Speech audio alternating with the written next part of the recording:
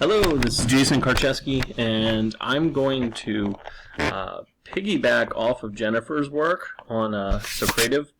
And what I'm going to do is I'm going to show how I use the reports that you would get from the website after your students have finished testing. So you could use this in a formative way or a summative way. Now, what I'm going to do is I'm going to walk you through a couple things that I have found to be kind of quirky about the report that you get, and some solutions that I have and some ways to maybe use this to help you regroup students and save some time while doing it. So you'll download from their website after the students finish the test their answers, their data. And once you click End Activity or End Quiz, the students will no longer be able to work on it.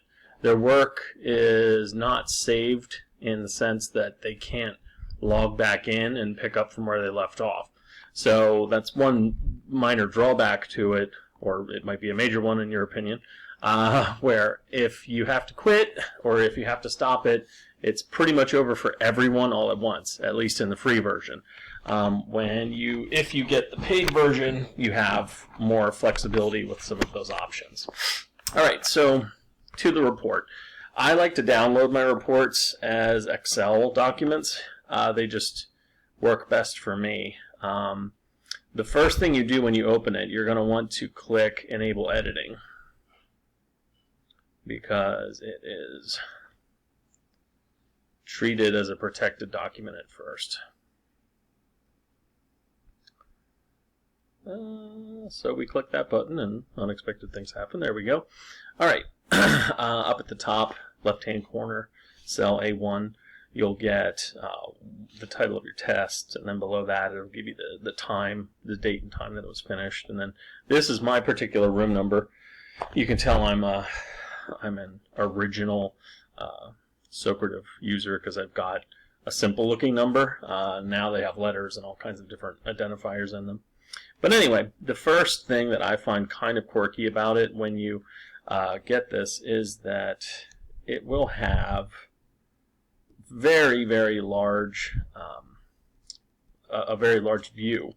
And I don't want that, so what I do is I go down here to the scale or the zoom, and I knock it down to about 66, 67%, something like that.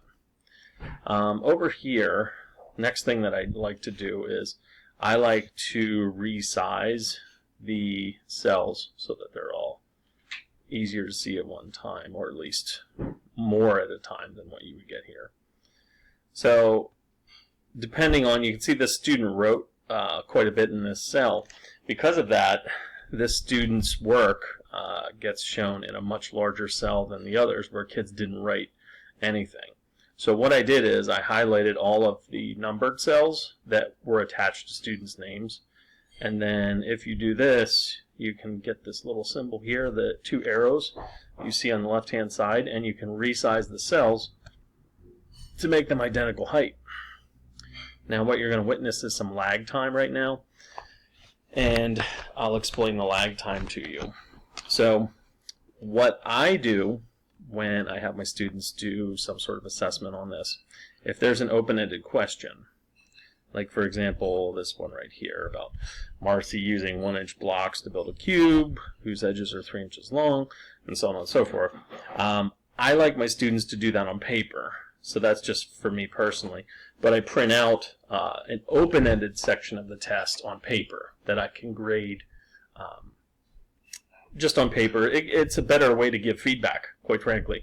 If you use Socrative to give feedback, you have to come up with some other way to share with them how they did.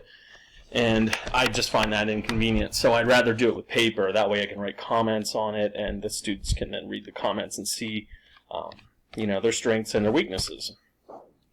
So the reason that I've got all this lag is things like this. You see this one cell. My students, what they had done was I told them when you get to the open-ended question, just write like, "Hi, Mr. K," or "Hello," or something like this.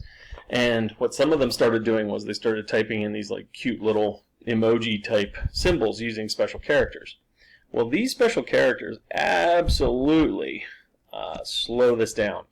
So what you'll want to do is tell your students specifically, don't write anything in these cells, or just put, one letter or something like that. So I'm deleting these right now. Once they're all deleted, the lag time tends to go away. So here's another. I'll get rid of these. And you can see even the process of deleting them is slow. My advice is, again, give your students the directive, hey, just make sure that you only type like one character in there or something like that. Even promise them a bonus point if they do. Anyway, once that's gone, it will function much better. So I have, I think, one or two more left. That last one. Okay.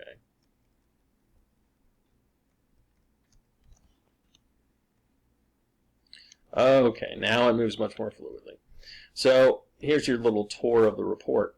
On the left-hand side, these would be student names. Now, I deleted them in the interest of privacy.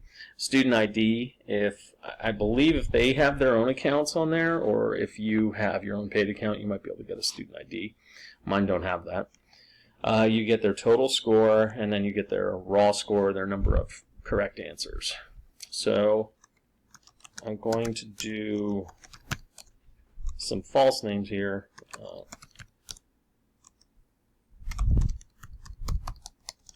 Just to show you how this can work. All right, so the first question is right here, and then what happens is it collects their answers, and it will mark them automatically as long as you select the answer when you're making the quiz. Green if they selected the correct answer, and then pink if they chose the wrong answer. So with this one, you could see 96% down here at the bottom in gray. It says 96% of the students got this answer correct. So as the teacher, you can step back and look at this and go, oh wow, they really did well on this. The one pink one in this one happened to be a student who had trouble with the login and they never answered any questions. So in reality, it was 100%. My next question was 81.5% correct, and we had a lot of good answers there. Now this is where you might want to start digging in a little bit. When you see a percent like this, where, well, not even half of the kids got it right, it's time to examine this. So here is where it has a lot of value as a formative assessment.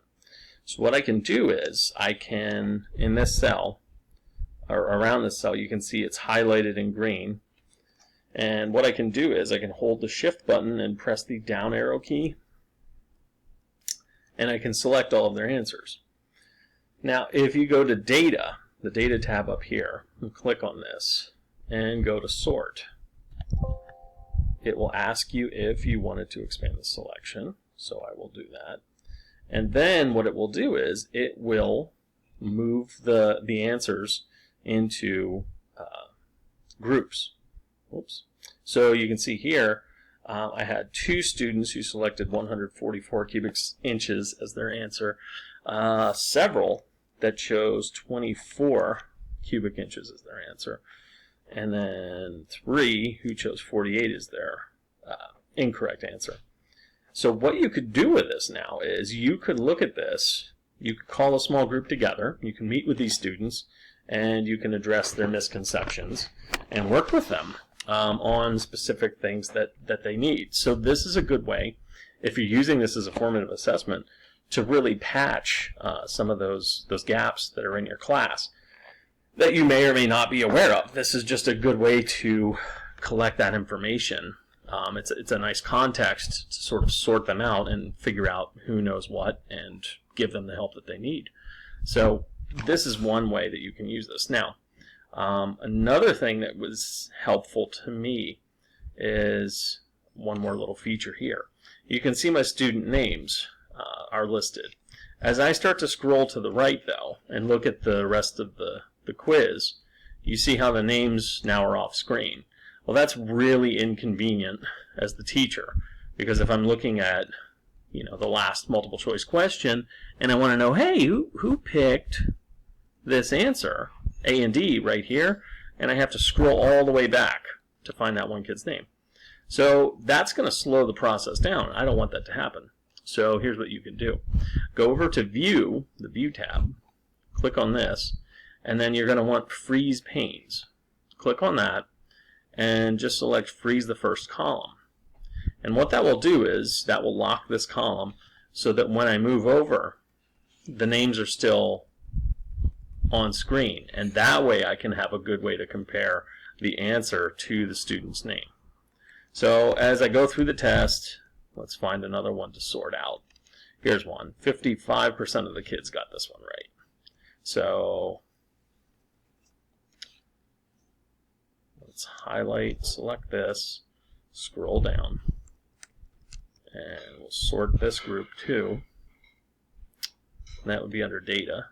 Go to the A to Z, click on it, and then we're going to expand the selection. We do want to do that, and then you click Sort. And what it will do is it'll, again, organize the information, the answers for you. So you can see where this would be very helpful as the teacher for you to sort of disaggregate the data and look at it where you can address the weaknesses. So again, this is something that I think is useful for Socrative, or Socrative. It's a powerful tool. Like I said, it's full of its own little idiosyncrasies that you have to kind of work around. And I know that for some people, if you're not really comfortable with Excel, you might find this to be not a very convenient way to deal with it. But I've found that once you get used to it and you know a little bit about how an Excel sheet works, this actually becomes very convenient and helpful. So I hope this review of the software and the report is helpful for you, and good luck.